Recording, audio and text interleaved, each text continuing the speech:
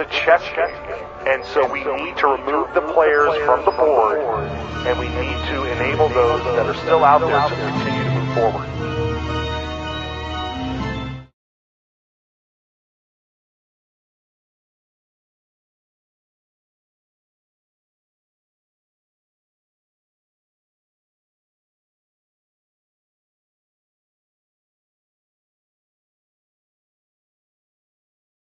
But there are a few things that are as exhilarating as seeing our forces and their talents and the display of that, and knowing the comfort to know that is what we have in the United States of America.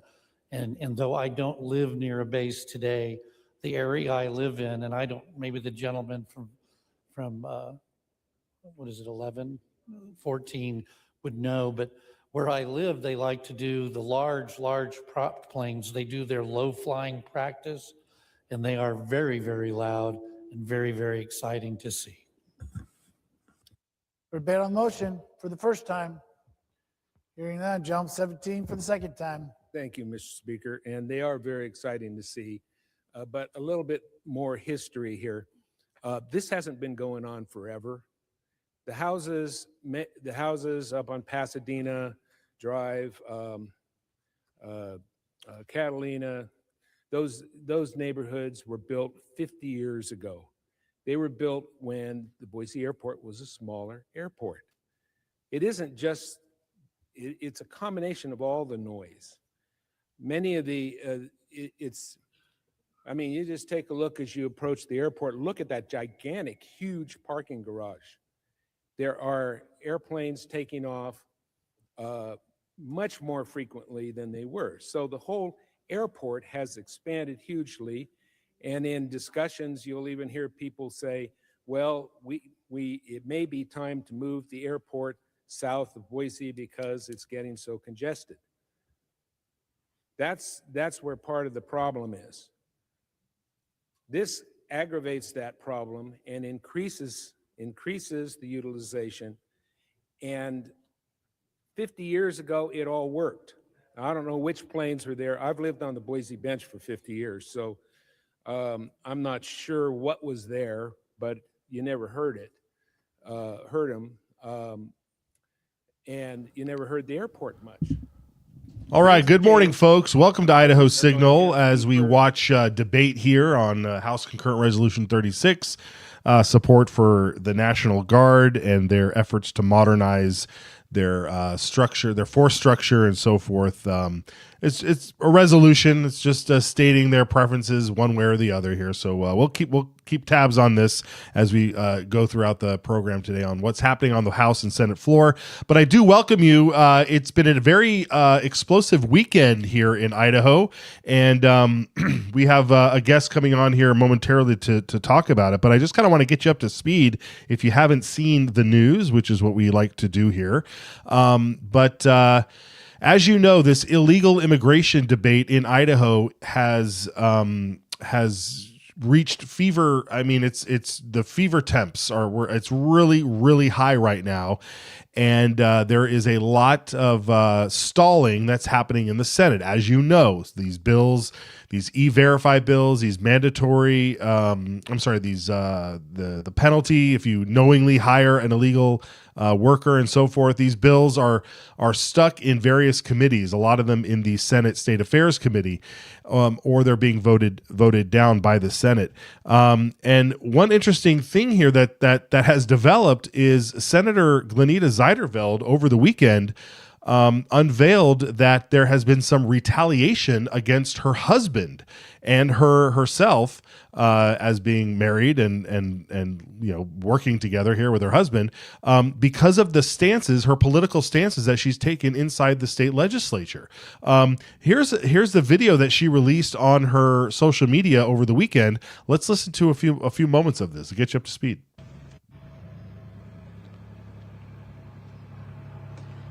Hey everybody, I'm making another video. I was a little bit heated, still a little bit heated, and I'm not going to back down from the truth, but I do have to get things correct. So we just got a phone call saying that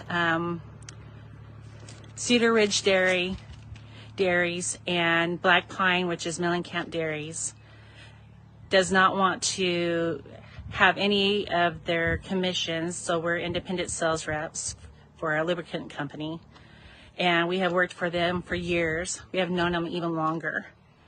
And the Idaho Dairymen's Association and are putting pressure on me because I am for legal immigration. Not illegal, legal immigration. And also I was for E-Verify, anything that would help make everybody's life safer and more secure with our immigration issues here. And the fact that they called up and our employer and said that they will no longer want their commissions to go to us is just what we're dealing with here. Idaho Dairymen's Association will always fight for illegal immigration because that's their workforce. They're putting them above people who are here legally like us. And I just hate this, and all I can say is just shame on them. Shame on you. I mean, you even told them that we love what Tom does. He's served us great all these years, but we don't like my politics. And my politics is legal immigration. My politics is putting America first. My politics is about protecting Senator Zeiderveld, this video is about 6 minutes long. I encourage you to go over to her social media to watch it in full here. But I want to get to this letter that was sent to her husband by the company that he works for here and contracts with. Hello, Tom. I wanted to follow up in writing regarding the conversation. As discussed, we have received direct feedback from multiple customers, Mellencamp Cattle, Black Pine Cattle, and Cedar Ridge Dairy, requesting to no longer work with you as their representative. We have been informed that these customers have aligned with others in a coordinated effort to no longer direct business through you. The concerns raised are tied to your wife's political role and are not related to the level of service you have provided. We are not making judgments on those factors. They are impacting these customers' willingness to continue doing business with us. One customer indicated they would consider moving their business away from this company if we did not terminate you. While termination is not something we are considering, it does underscore the seriousness of the situation. Based on this feedback, we will be reassigning these accounts to another representative. He then goes on to just reiterate that this has nothing to do with his job performance, that this is just simply because of Senator Glenita's position in the state legislature on these illegal immigration bills. So the battle is real, folks. The battle is absolutely real. On the front lines of this battle, of course, is Michael Angeletta from Secure Idaho. Michael, thanks for joining me today on such short notice, but what is going on here? This is real. Well, there's always been some question marks about how much does money and economic pressure impact legislation and policy in this state. And, on the front end, we can see the big donations from the dairy lobbies going direct into campaign purses of many legislators. But here is now proof positive about the insidious impact of economic pressure on policy that's right for Idaho. Here we have, what's so remarkable about that letter is it actually states that this has nothing to do with your performance, your job. You were doing a great job. Right. But because your political stances and policy stances are inconvenient for the illegal labor lobby, we unfortunately have to drop you from these accounts. This is, I would argue, a form of economic blackmail to impact Idaho policy. Yes. It's absolutely atrocious. I go on. I have more to say on, what can we do about this? Yeah. Well, you're making the point very clear here, and I want to reiterate it too, that I feel like this company, the company that this lubricant company that Mr. Zeiderveld works for and contracts with, is basically saying, look, I mean, they said they want us to terminate you, but we're not going to do that. But we are going to try and save our own business and our clients and move forward here. But the fact is like when you go after somebody who is trying to fight illegal immigration this hard, and yet you continue to claim that you don't knowingly hire illegal immigration, like this is a smoking gun. And this is almost like you want to maybe like shout out. You maybe want to like yell down at this lubricant company, but at the same time, they are doing him a favor by telling him exactly what's going on. So we know exactly who the insidious folks are in this situation. And it's this cattle and dairy company. I mean, this is incredible. And what also begs the question, Michaels, how many of these letters or things like it have been told, or the same sentiment been told to other senators or representatives in the House and the Senate? Because if Senator Zeiderveld is willing to come forward with this and not just simply change her vote and sort of throw up a smoke screen and say, well, this is just where I am, and not answer to the people, you're kind of wondering who else is getting these types of letters. But I guess that's a question for another time for now. Well, hopefully, as many of these issues go, once one person breaks the seal, hopefully you start to hear other stories as well. So hopefully we'll hear from some other brave souls whose economic livelihood are being impacted by this insidious lobby, and they'll come forward as well. And what's so remarkable at the end of the day, if you look at our legislators like Glenita, these are all regular citizens, right? They go to Boise 3 months out of the year. They get paid $20,000 a year. It's a pittance. So they have to go make a livelihood. They need jobs. They need to run businesses. And what we're doing now is we're looking at a senator and her husband and their business and their livelihood being put on the line by the illegal labor lobby. Just think about that for a second. And that money and that economic pressure is not only being applied, obviously, under the table, as we've both just been discussing, but it's also easily visible when we look at sunshine reporting. And what's most remarkable, and it's getting me thinking, we need another little side project to highlight the money flow specifically of illegal labor, because it touches so many of our legislators and also their political action committees.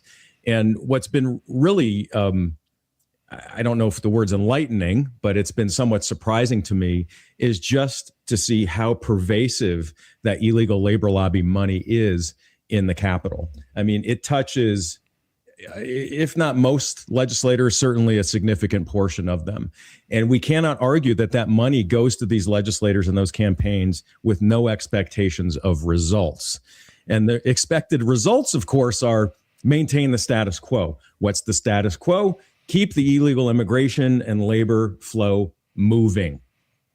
And we have to call it out. We have to name names. And I'm glad you named the names of those dairies, because we're not doing enough of that. And so the question becomes, where does the product from those dairies go? Yeah. Right? Yeah, there's been some rumors of a boycott, for instance. Maybe that's something the public needs to take up. Yeah, I mean, it's definitely within the realm of possibilities here. The problem is that we know with a lot of the large dairies, everything gets, I mean, what are you going to do? You go just stop eating yogurt altogether? I mean, you got to identify small dairies or small farms that have product and that sort of thing. So it is a bit difficult to do, but even the threat of it might do something if there's enough will from the people to get this going. And that's really what's going to be telling in this primary election is that if everybody knew what was going on right now, how would you end up voting? I mean, does this exposure hurt Senator Zeiderveld in her election, or does it dramatically help her? Because when I look at this situation, I think how much money is spent not only lobbying, right? Not only being out there lobbying on behalf of this dairy, just the dairy alone, but also how much money is being spent with donations, right? Like all the donations that are being sent out there. I mean, the amount of money that is going out there on this at this point in time, it could only mean that they need to defend their illegal workforce. And I just keep going back to the thing, you can't, they're talking out of both sides of their mouths. We don't knowingly hire illegal, but we have to bully senators so that they don't vote for these things. Yeah, and I think one challenge in my background is ultimately marketing, and part of marketing is managing your brand. And for many years ongoing, the dairy lobby, and I'm not referring to your corner family dairyman at all. Let's be very clear. There's no conflation between the family dairyman and the family farmer and the big ag corporate interests. I want to be very clear about that. There's been, I think, some dishonest conflation between the two from those that are defending the status quo. There is no assault on farmers or dairy. This is an assault, or we should say we are criticizing the lobby. And to your point, we're actually starting to see the lobby make aggressive moves for campaign donations this cycle. And I'll give you an example. Right here in my backyard, up here in North Idaho, the dairy lobby, there isn't a sizable corporate dairy interest here, okay, in my area, in my legislative district. And yet the dairy lobby is now throwing money into the races up here. So you'd ask, why would they be throwing money into races in districts where there is no real meaningful dairy industry? Well, the fact is they want to get as many of their people elected as possible that will defend the status quo. That is the expected ROI from their donations. So we're going to be tracking that. And again, as I'm talking through this, I am almost convinced that we're going to have to create, and we can do this pretty quickly these days, a site that specifically highlights the dairy industry, who the players are and where the money's flowing and who's it going to and how does that manifest in bad policy. People and the public need to see it. They need to see who's taking that money. That money needs to be a mark of shame, call it a scarlet letter, if you will. And we need to create that public pressure so it's not so easy anymore for the dairy industry to simply, let's say, buy the votes to keep the status quo. It has to actually have ramifications in the elections, to your point. So we have to do that as the public, and that's our job. Yeah, it has to have ramifications in the elections, and then it also has to have ramifications for these companies. I mean, I get sick and tired of being railroaded and being told that oh well, no one will do these, no one will do this work. You know, there's no Americans will do this work. I'm doing research now with looking into how other countries handle their dairy industry. In Hungary, which is notoriously known for not having immigration at all into their country, Poland as well, they have all their dairy industries in-house. The whole thing is in-house, and they produce their own dairy products and their own milk products. And an average gallon of milk in the United States is about $3.68. If you do the math and the conversion, the average gallon of milk in Poland, and I know they do liters, but we did all the math, is $4 a gallon. So it's not that much for a domestic workforce in Poland making milking cows and getting milk out there. Meanwhile, Michael, I don't know if you know this, in Mexico, a gallon of milk is over $6. Why? Because they have a production problem. They don't have enough people there to make the milk. Why? Because they're all here. Irony, no. It's funny you mentioned the other countries, and that's fascinating. I'd love to see that data because as always, when we talk about policy and when we hear from people, well, we just can't do it this way or we can't do it that way. This is how we've always done it, right? You know, when you're in the private sector, you never accept that, obviously. Right. But the first thing you do before you reinvent the wheel is simply look elsewhere. Well, who's doing it differently, right? And how did they succeed at that? And, you mentioned Hungary and Poland, but even right here at home, we have dairies that do it right. They do it legally. They pay a fair wage. And I'll draw your example to Pleasant View Dairy out of Pennsylvania. And I think they're I think they have like 3,000 head of cattle, 0 illegals. They've fully implemented automation. They've built ties with their surrounding community, create training programs. They pay above market rate. And guess what? They're growing and they're succeeding. How is that possible? Wow. Well, we know it's possible, but that requires the entrenched dairy lobby and corporate interests to have to change their business model. And initially, guess what? That's going to require adaptation of resources, of budget. It probably will cost them a little bit more money than relying on the cheap indentured servitude labor, right? They don't want to do that as long as they can. I'm here to tell you, though, that they can do that and that this prediction of economic collapse and there's not going to be any more dairy in Idaho is on its face a lie. It's a convenient lie to continue to justify that illegal influx.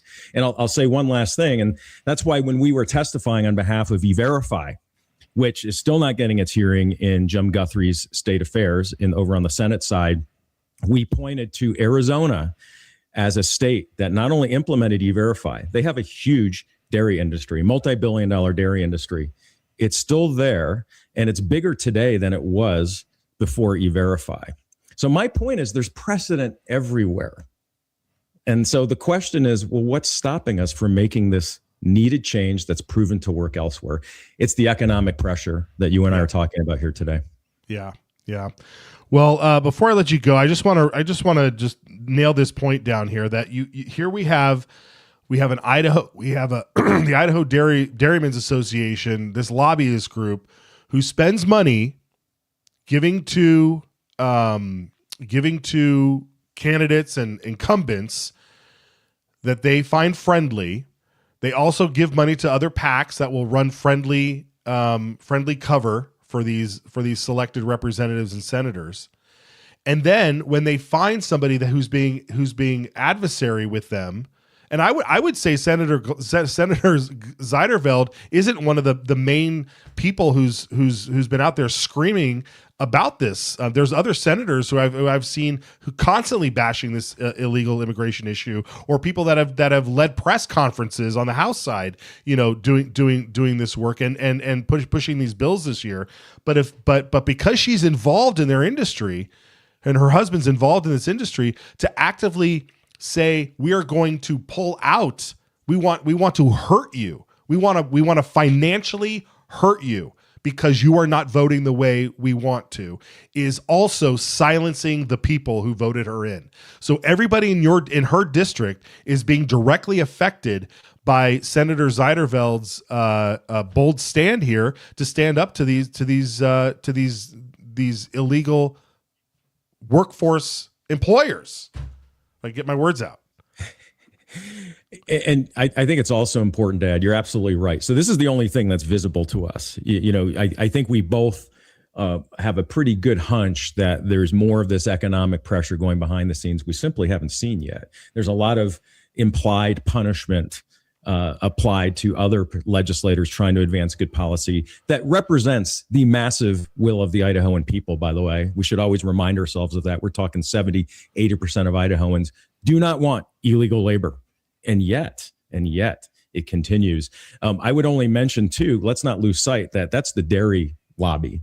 And there's also a couple of other lobbies. If we all recall the press conference when they actually made the mistake of putting forth their argument publicly, which was an astounding miscalculation on their part, because obviously the public is diametrically opposed to the illegal labor policies they're advancing. But if you recall, there were a few other men in suits standing there at that press conference. It wasn't just the dairy pack. It was also Farm Bureau. It was also the builders. And when I say the builders, again, I want to be very clear. We're not talking about individual builders that play by the rules. We're talking about the lobby groups. When we're talking about Farm Bureau, we're not talking about the individual Farm Bureau members, rank and file across the state.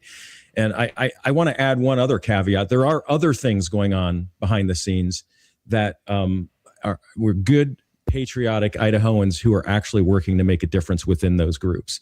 We have a home builder who's now running for office, right? He said, enough's enough. I don't care about the lobby that says they represent me. They don't represent me. They don't represent Idahoans. I'm going to now run for legislature. And I think you've had William on the show. And then also Farm Bureau members. These are individual, mostly family-run farms. They actually like some of the work Farm Bureau does locally. Okay, they do a lot of good work locally. However, once they've become aware of what the lobby headquarters in Boise is doing, they're getting very upset. I can tell you that right now, that there is dissension within the ranks of those groups. So the more you and I and the rest of the public can surface this insidious and somewhat covert economic and lobbying pressure, the more likelihood we're going to have of advancing good policy that finally stops illegal immigration and illegal labor here in Idaho. Yeah, well, and your work on this has been tremendous. It's interesting you bring up William Mostoller because this could have what's happening to Senator Ziderville could have a chilling effect for everybody else. I mean, if you're in this industry and you're thinking about running because you want to make some positive change, and then you see this happen, you wonder, can that happen to me?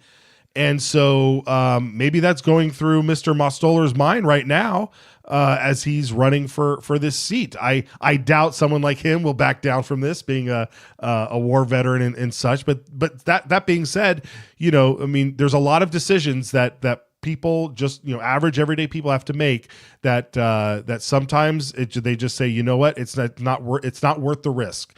And I respect that. And it's more shame on those who are putting those people in that decision-making process to say, well, I'd add I want to call it. I want to call it a mafia, but I don't know if that's proper. Well, when I testified on behalf of E-Verify on the House side, I wanted to share a very important point with all of the committee members, and if you recall, that was our high water mark. We got it out of committee 16-2, which was pretty astounding.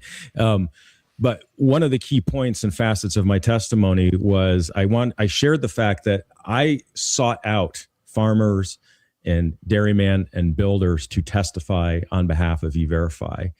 And in private, many of those that I talked to said they're fully supportive of E-Verify, but they were scared. I will say they were scared to testify on behalf of E-Verify. Why? Because of that inherent insidious pressure of economic cancellation, right? Canceling contracts. We're going to punish you and your livelihood. You're trying to provide for your family. Don't stick your head up. Keep your head low. That's a real thing going on in these industries right now. Yep. And we're seeing it play out right now with Senator Ziderveld and her husband. It's very tragic. All right, Michael. Well, thank you for joining us today. I know we'll keep tabs on this. How can people follow along, and where can we follow the work and try to get behind this? I mean, they say we have 1 week or two left here to take a Hail Mary.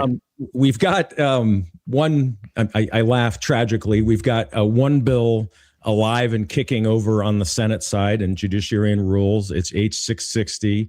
It's simply requiring law enforcement upon an arrest to record and report on their immigration status. The systems already support it. It's really easy. We're getting a lot of resistance again from organized lobbies, primarily Sheriff's Association and Police Chiefs Association. But it's got a chance to get out of committee. So let's hold our breath a little bit. So go to idahoimmigrationwatch.org to track those bills. E-Verify is not dead yet. It just hasn't gotten a hearing. We're still pushing and putting on a lot of pressure. The White House has joined in on putting the pressure on Senate leadership, by the way. So let's not give up quite yet. To follow that on social, just go to Secure Idaho at X or on Facebook. Great. All right, folks, be sure to do that. Michael, thanks again. We'll check in with you again later this week, hopefully, too. Thanks for having me. All right, take care. All right, folks. Wow. I mean, I'm telling you, this is a huge story. This is a huge story. And there might be some sort of legal ramifications here. I mean, for an industry to do what they're for companies to tell a sitting senator's husband, hey, your wife acting the way she's acting in the legislature, we don't like that, so we're going to cut ties with you. I mean, if the question was asked the other way, like, hey, tell your wife to stop doing what she's doing, or else we are going to leave. We're going to cut ties with your business. I mean, it all depends on how you frame the question or how you frame the issue of whether or not this is legal or not. But I can't imagine that this is going to just blow over. I mean, this is a huge deal. So I hope the AG is looking into this. I hope there's some legal minds that can parse this out and really get a handle on what's going on here. In other news, before we go to the break, I just want to let you know of another story that we're looking into that deals with a sitting legislator in Bannock County.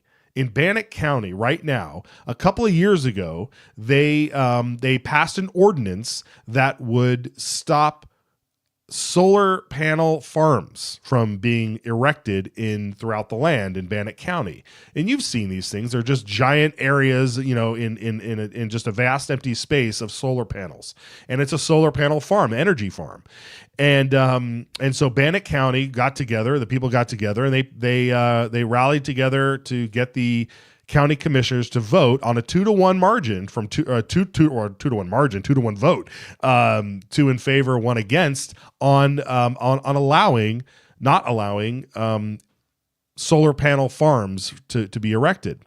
Well, flash forward to just this year where a solar panel farm company is trying to get under the wire and receive all of the federal subsidies that are still available through the Biden administration. The Trump administration has cut off all of the the energy subsidies for all this green new energy deal, right? And so they said no more of this stuff. We're not going to be subsidizing green energy projects. And you can see where these solar energy projects just collapse. I mean, if you're someone who drives in California from into Vegas, there's a giant solar farm out there that's just sitting vacant and dead now. The technology is already obsolete for what they built over there, and it's just a dead wasteland of technology that's sitting out there and mucking up the desert. So this technology, which goes obsolete, is banned in Bannock County from being utilized, but this company is still trying to get under the wire of receiving all of these subsidies. Why? Because they have lease options with a few landowners in Bannock County to create these farms. Well, they're banned, right? Well, not so fast. This company's lawyer has been working and trying to work with the county to try to find either a loophole or to rewrite the ordinance to allow this company to move forward so they can cash in on the giant subsidies and make everybody some money, including the lawyer, right? Because the lawyer's fighting for this. Well, that lawyer for that company happens to be Representative Dustin Manwaring of District 29 in Bannock County. So, folks, here we go again. Here we go again. What is going on? We have a sitting legislator who's swore an oath to uphold the Constitution of Idaho in the United States to protect your rights, who is now working against those in Bannock County. To get something passed, an ordinance that's already been passed. So we're looking into all of this stuff. We want to bring you the facts as we know them as we go along. But those right now, what I told you right now are the basic facts of the case. And Bannock County is no stranger to what do you want to say? To suspicious activities, because as we know, just a few years ago, if you remember this forensic lab project that they were working on through the Idaho State University that went belly up. The money was supposed to go back to the state. We allocated $900,000 to go towards this project. They used some of it, and when the project went belly up, the Idaho State University gave the money back to the county, and the county just made a slush fund out of it, $850,000 slush fund. And through some investigation, I think Idaho Freedom Foundation was on that. Funny enough, Senator Zeiderveld was on that, helping expose that too, along with many other folks in the region. And eventually, they had to pay that money back. So, what's going on in Bannock County? What's going on with the commissioners out there? We're gonna keep on it. You guys got to keep on it as well. We're gonna take a short break. When we get back, we'll have Brian Allman here. We'll get his take on things. We'll see what's going on in the House and the Senate. And share with you some more things that are happening throughout the committee, because the empire, this is the season, folks. This is the session. The empire strikes back. We'll be right back.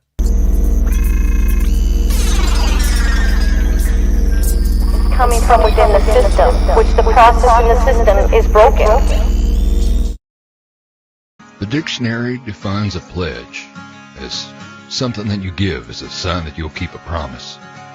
As Idahoans, that's what we're looking for in our elected leaders. A sign that they'll keep their word. Talk is cheap, and so are political promises, hidden agendas, and special interests. This is why we created the Citizens Alliance of Idaho Pledge, affirming the values Idahoans have been living by for over 100 years, inspired by the only 2 documents everyone has agreed to live by. So when an Idaho legislator signs our pledge, inviting voters to publicly hold them accountable, That's what we call political integrity. The pledge restores trust and honesty between voters and their legislators. It means protecting our shared values and ensuring your voice is heard in Boise. And that is priceless. Thank your legislator for having the political courage to sign the Citizens Alliance of Idaho pledge. And if they haven't, it's time to ask why.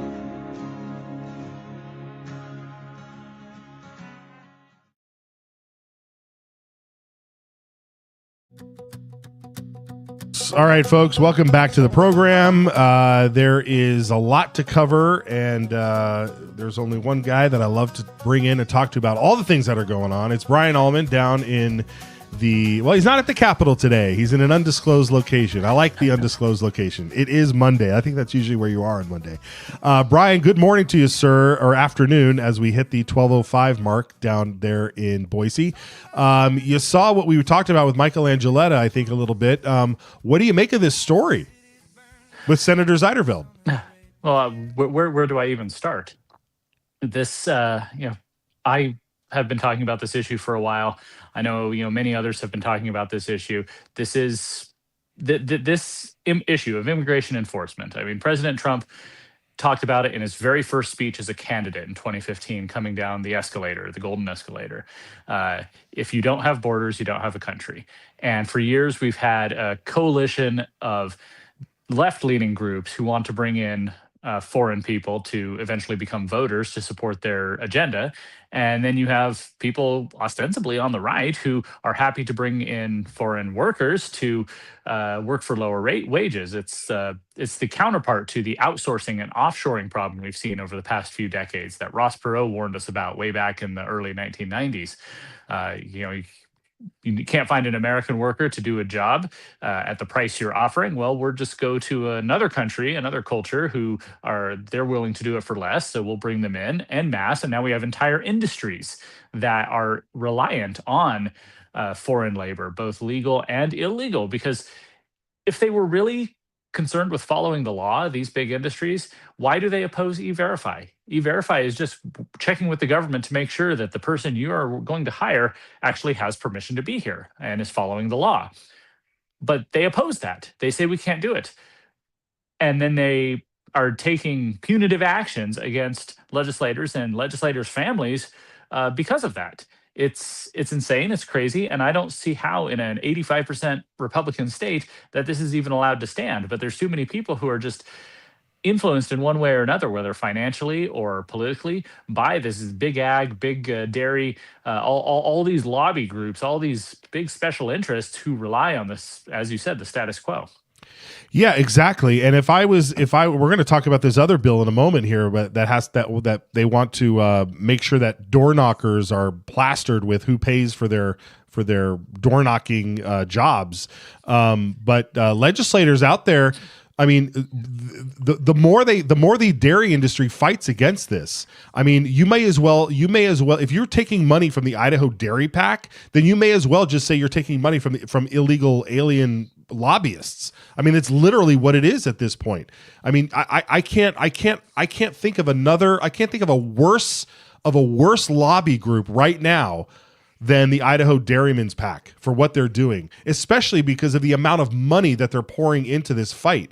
Think of all the money that they could be using if they went to and then hired a Madison Avenue marketing company to try and hire Americans and try to make their appeal to. I mean, we've played the ad on our program, the little one that we made that cost us like $500 or something. About trying to recruit Americans and young people to get into ag industry. I mean, I just mentioned when Michelangelo, I'm going off on a rant here, Brian, I'm sorry, but I just mentioned to Michael Angeletta what the research that we're taking in other countries, where other countries who don't suffer from immigration problems, and they're able to deliver milk at a reasonable price using their own domestic workforce.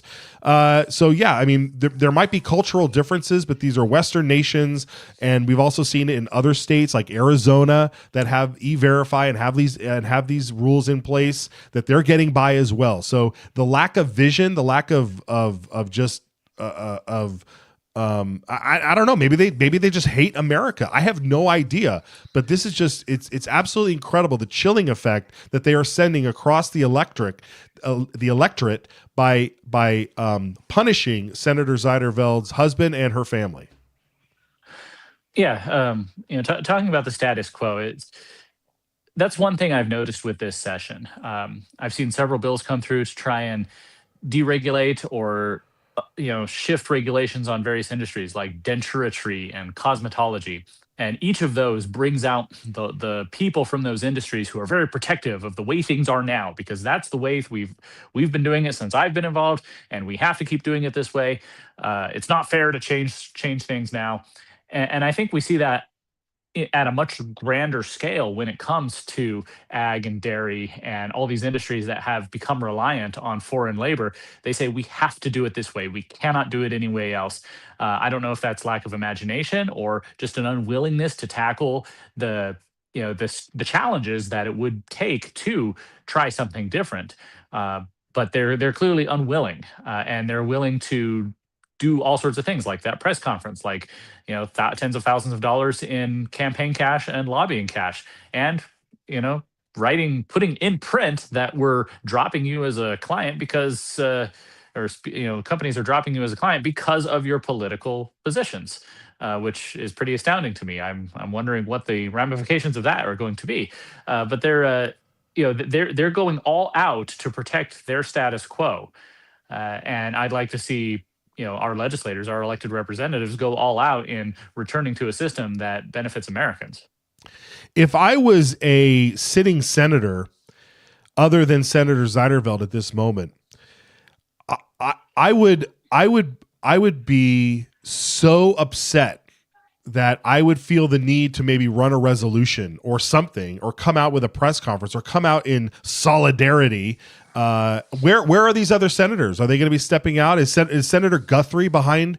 Is he appalled by a letter like this? Is Senator Kelly Anthon appalled? Senator Lori Den Hartog appalled? I mean, where's the Senate leadership in seeing something like this and coming out and saying something about this? Should we expect them to say something, or is this subject still too touchy, or there's still unknown details? I'm not someone that tends to want to do a knee-jerk reaction to things. I prefer responding, not reacting.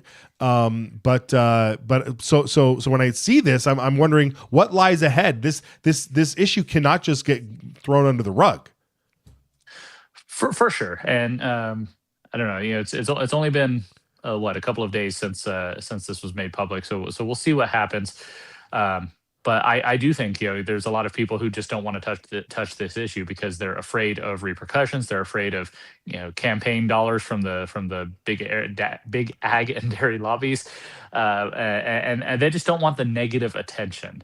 This has become such a national hot button issue, and since our print media in Idaho is so much further to the left than the average Idahoan, they turn every immigration story into a sob story about evil ICE Gestapo agents tying up children. We saw with the Wilder raid.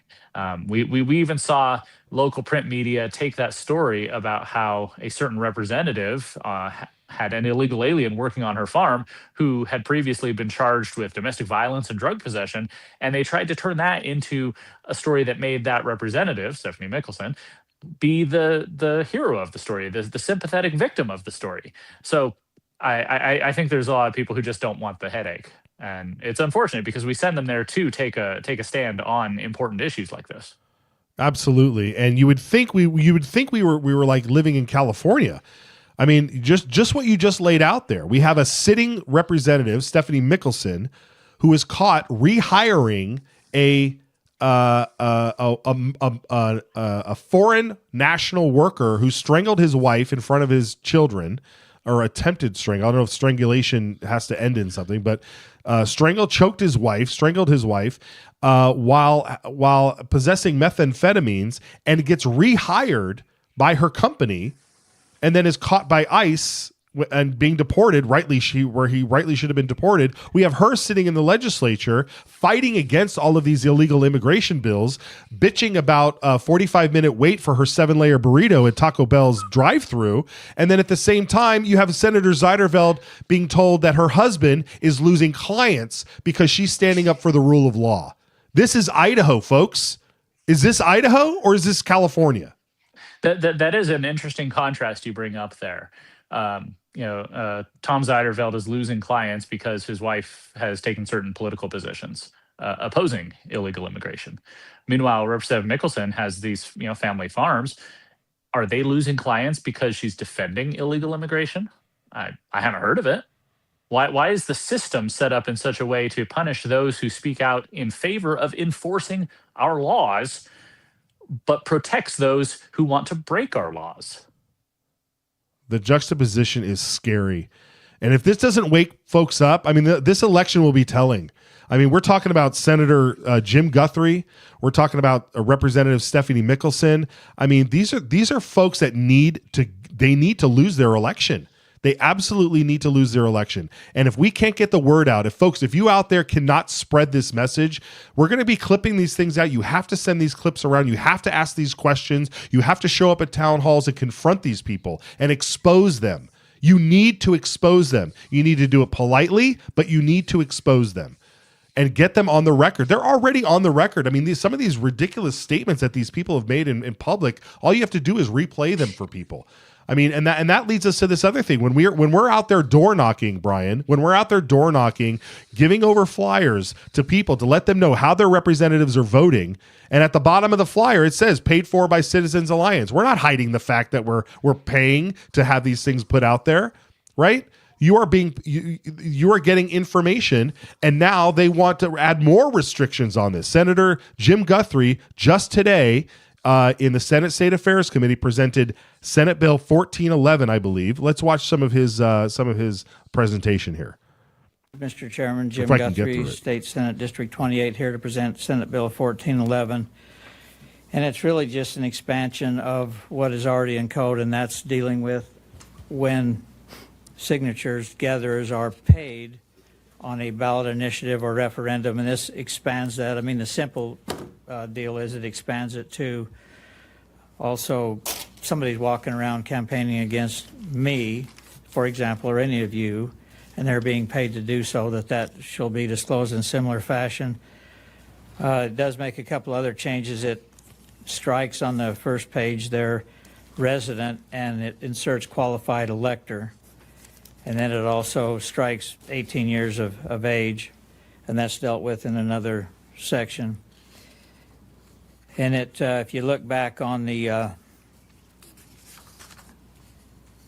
on page 3, the new section, it talks about paid in-person canvassing activities. So if somebody's accepting financial contributions or trying to influence how a person votes, and again, measures on the ballot, but also for candidates and those kind of things. So that's basically what it's adding. And also back on page 4, that so a person who engaged in any paid in-person canvassing activity shall meet the qualifications of a qualified elector, which is U.S. citizen, 30 days residency, 18 years older, and is registered to vote, except that a person under 18 shall only be required to have resided in the state for 30 days. All right, pause this. But there's so much going on here, Brian, that is so wrong with this bill. To require that someone be a resident of Idaho for at least whatever the amount of time is over the age of 18 in order to do these canvassing activities, that just flies in the face of First Amendment violations. You can't travel the country talking to other people. And then another thing, but I want you to respond to that. The other thing I want you to respond to is the fact that you need to wear a name tag, and it has to say all the people that have donated to your organization or whatever you're doing in order to pass out these flyers. I would like to challenge Senator Guthrie to wear the same name tag when he's out there at town halls or when he's standing on the floor voting. Who are all the people that are paying him to vote the way that he votes? Because he certainly is not voting for what 87% of the electorate is for right now when it comes to illegal immigration. That would be a long name tag for Senator Guthrie. Dairy lobby, teachers union. That's just the beginning. I'm thinking about a couple of things. In 2024, your friend Cliff Maloney organized the Pennsylvania Chase, brought in people from all over the country because the election for president was going to hinge on 6 states, and Pennsylvania was the keystone, no pun intended. And so people, I know people who went out there and worked for a couple of weeks, knocking on doors and just reminding people, hey, this is a presidential election. It's important. You need to vote. You signed up for a mail-in ballot. You need to send it in. And people do that all the time here in Idaho too, for local races, chasing ballots, trying to make sure that people get them in. You got to get out the vote. I'm also thinking about a couple of years ago, in 2023, even before the 2024 election. This wasn't an election year, but there were these PACs, and we talked about it a couple of years ago. Idaho Liberty PAC, which gets a lot of money from the PACs connected to Governor Little.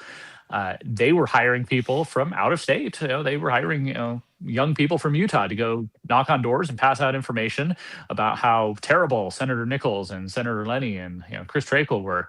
And I remember Tammy Nichols sat down and talked with one guy. Okay, where's this coming from?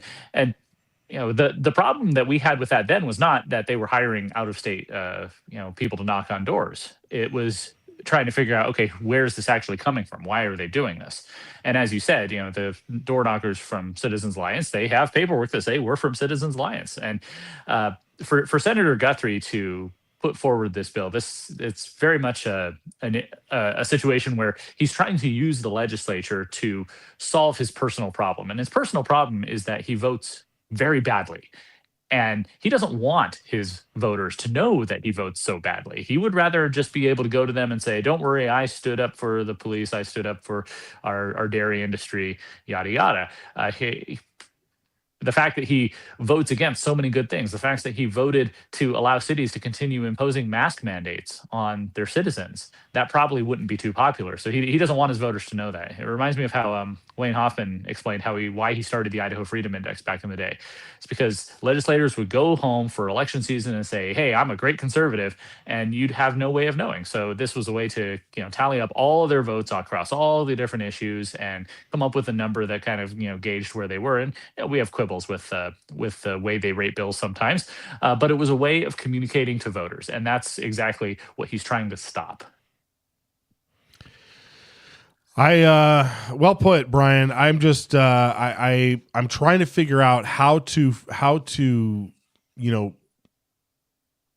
where does this end, right? Because if he's worried about we need people to be living in the state, right? Eventually and then when we still win, when we still beat back these people, where does it move on to the district? You need to live in this district, right? I mean, why should somebody travel from North Idaho down to the Treasure Valley and knock doors down there?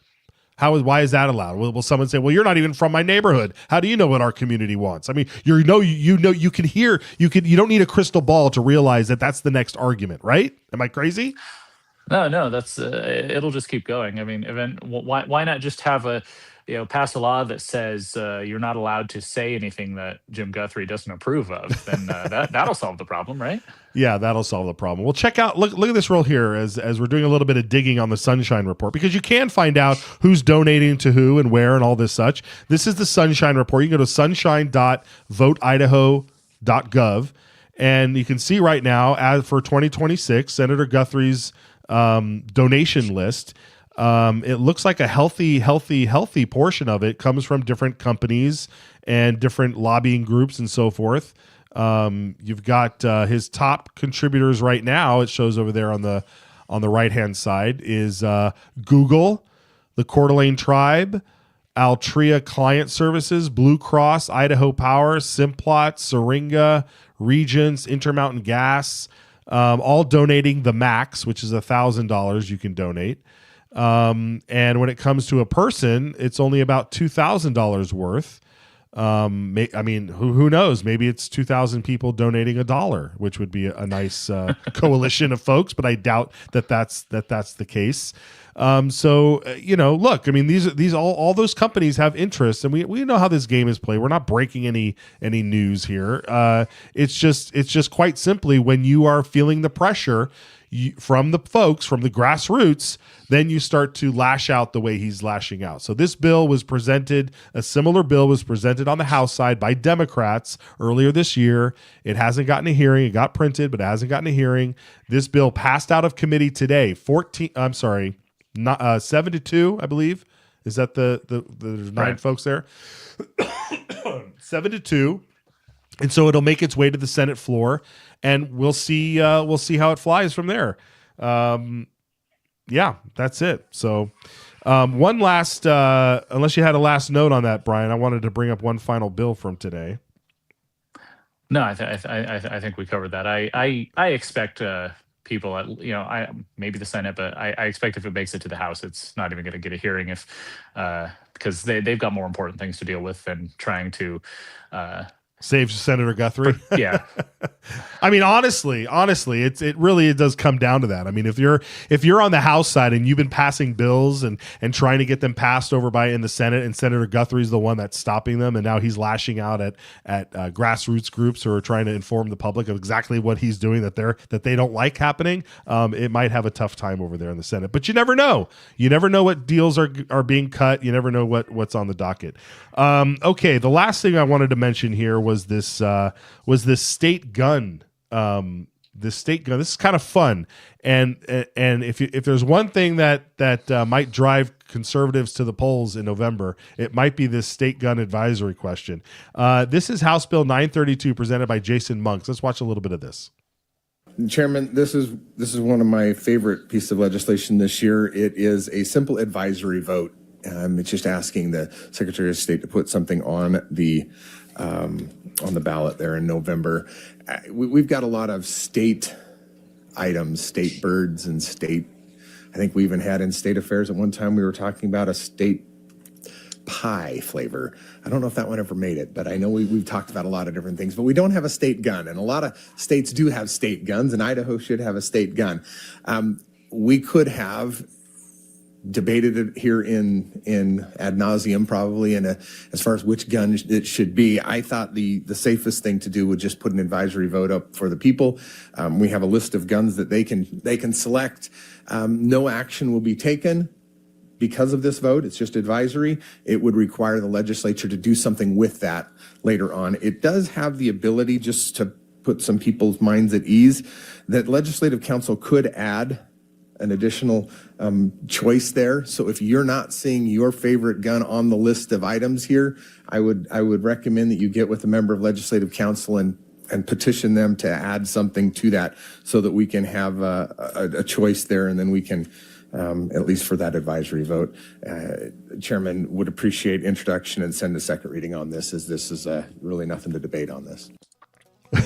Nothing to debate, Brian. We need to figure out what our state gun is. Like I said, though, I mean, this is an interesting thing. If it gets passed and put on the ballot in November, I'm sure there's a lot of conservatives that would definitely show up for that one, if nothing else. What do you think?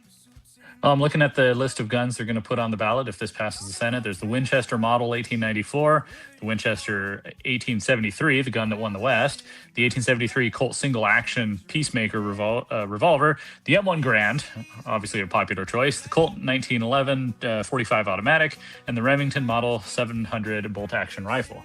Those all sound like good guns, so I don't know how you're supposed to choose. Well, hopefully a lot of folks come out to the polls and weigh in. Yeah, exactly. Brian, we do want to talk about House Bill 822, dealing with notifying parents of when third parties are getting involved in transgender discussions with their children. But we'll save that for tomorrow. There was an interesting debate that happened on Friday, and we just don't have time today to go over it. But so we'll have you back tomorrow to discuss that as well. So please, folks, tune in tomorrow. And Brian, where can people follow you? At Brian Ullman on X, gemstatechronicle.com. As always, see you tomorrow. Fantastic. Thanks, Brian. All right, folks, that's it for today. A reminder, we got to call Senator Kelly Anthon. We got to call him. You got to call him. You got to send him emails. You got to tell him, hey, man, what is going on in the Senate? What is going on with these immigration bills? And now we have people, we have these lobbyists, your friends, threatening, not only threatening, it happened, right? It happened. Call them. The number's right there on the screen, or it was. There it is. 208-332-1300 is Senator Kelly Anthon. I want to hear what he thinks about these companies going after Senator Zeiderveld's business and income and livelihood with her husband getting that letter. It's atrocious. Is this the Idaho way? Is this what we do? Is this what happens here in Idaho? Are these kinds of letters from Idaho's storied institutions? Oh my God, these are remarkable companies. These are amazing companies. How dare you say bad things about the dairy companies here in Idaho? Well, look at that, folks. Look at that letter. Incredible. Incredible. Well, I want to hear from you. What do you think about this whole situation? 208-402-4915 is the voicemail box to leave your voicemail. We'll play it over the air. 208-402-4915. And we will play it all across Idaho. We're fired up, man. We're getting towards the end here. Idaho Signal and Citizens Alliance on YouTube just crossed 9,000 subscribers. Lots of viewership. We need you out there sharing this content as well. And of course, idahosignal.live. I think it was down. It had a failure for a while, but it's back up. So head over there if you want to listen live on a looping stream. All right, folks, we will see you tomorrow. Thanks so much for joining us. It's going to be a banger of a week. I guarantee it. Stay tuned. I think we'll have Senator Zeiderveld on tomorrow as well to get her reaction on what's going down. Take care. Ace in the hole, stay in charge or you die. Flight 90 feet rushing across the blood-red sky. Come on, playing dice and let's make the game. The left's in insurrection, naming your name. Big moves of Dario, that's the star choice. But you fiddle in silence, ignoring the voice. Oh, they don't know what time it is. The hands on the clock spinning wild and free. Midnight's knocking, the wolves at the gate. Shadows dancing in the fight I take. Wake up, you dreamless, from your slumbers so deep. They don't know what time it is, and the night runs deep. This bill, I think, it puts a stake in the ground that says we have a sovereign right to protect what's ours.